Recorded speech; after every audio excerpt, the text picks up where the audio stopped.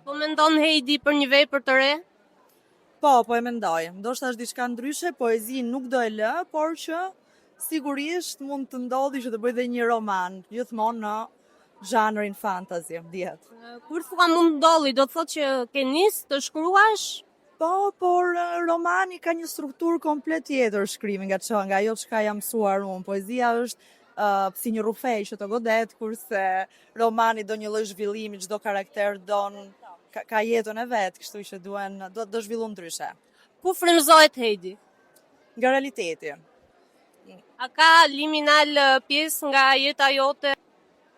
Patjetër, çdo gjë është shkruajt sigurisht nga këndvështrimi im dhe ka edhe poezi që janë shumë personale. Po. Heidi e librave dhe Heidi e televizionit, do të shohim në ekran?